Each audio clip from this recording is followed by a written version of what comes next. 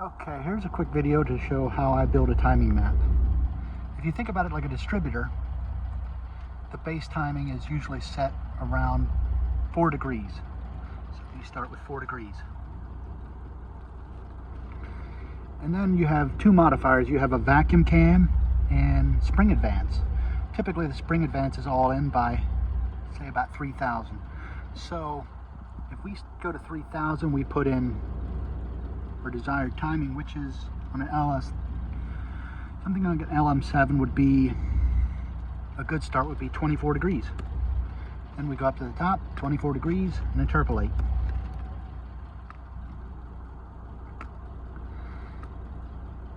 Starting down here, we can usually ramp in a lot of timing early on and then build a nice curve up to our 3100.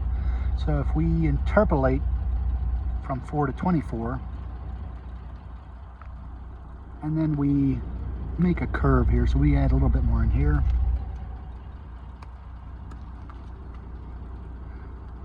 Interpolate.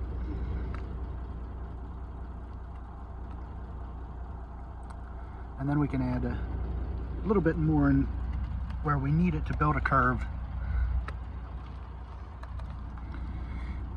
Down here at the bottom, we can really ramp in some fast, so we can start up here at about 11, 12 degrees. That's not right.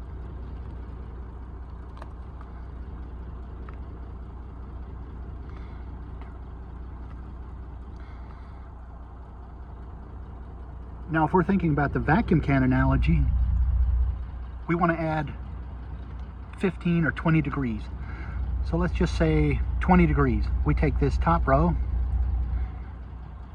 copy and paste. We know our idle is going to be somewhere around 30 kPa, so we paste that in at 30 kPa, and then add 20 degrees to it.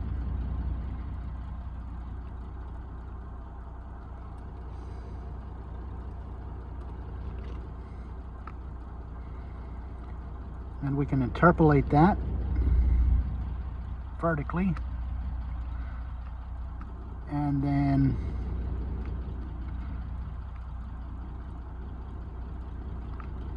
copy this row into the bottom and interpolate that.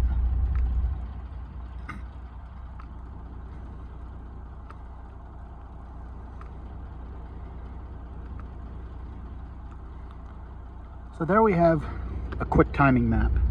Now suppose we put a cam in here. That's going to change our pumping efficiency, especially down low. If we know it idles at 24 degrees, that's a little much. We should probably drop that back down to 20.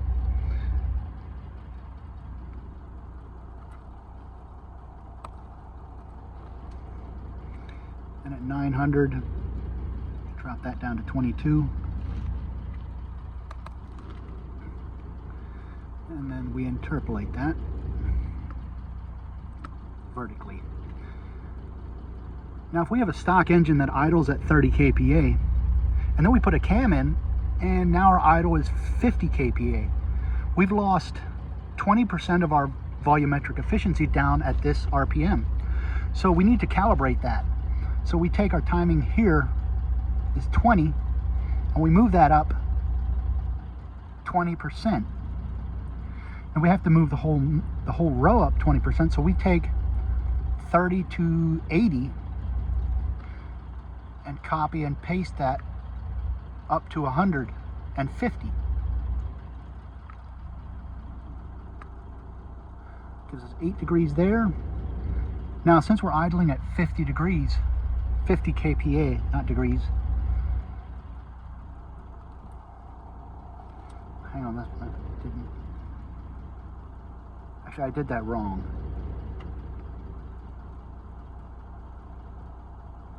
I need to start all over here. We go 4 degrees.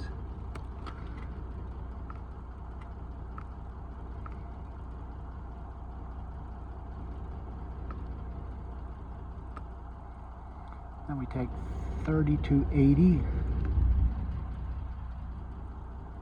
Copy.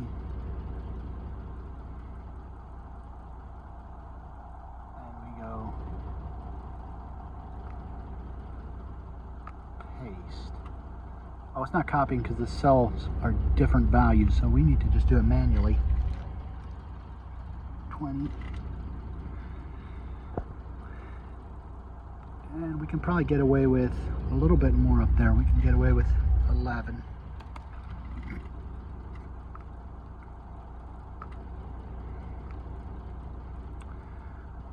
Now we go up through and at some point it'll come down to 30 at a no load situation. And from there up, the pumping efficiency will actually increase, so we can adjust that some, but that'll be more so on the dyno. And so we take these numbers,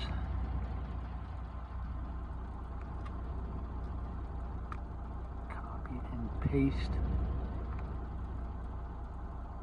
from 45. And as we go through here, this is where we need to be running the engine and get a baseline for what the engine's doing.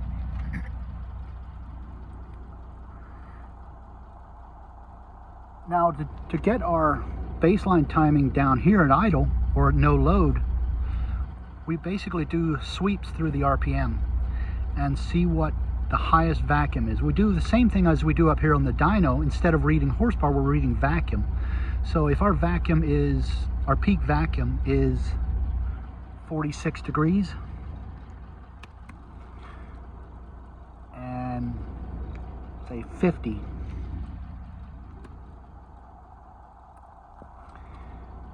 can interpolate that.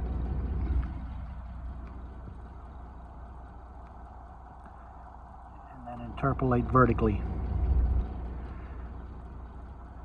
And down here at idle, you'll probably want to adjust that to get your idle right, so you can control your idle with either timing advance or PID loops and airflow. And so if we just interpolate here and then interpolate some vertically, look at our 3D map.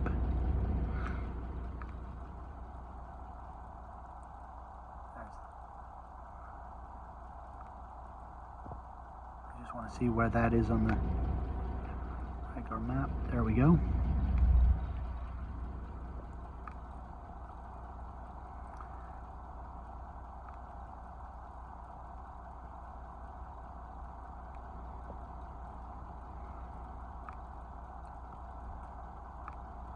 There's a good baseline to start with. And go to the dyno.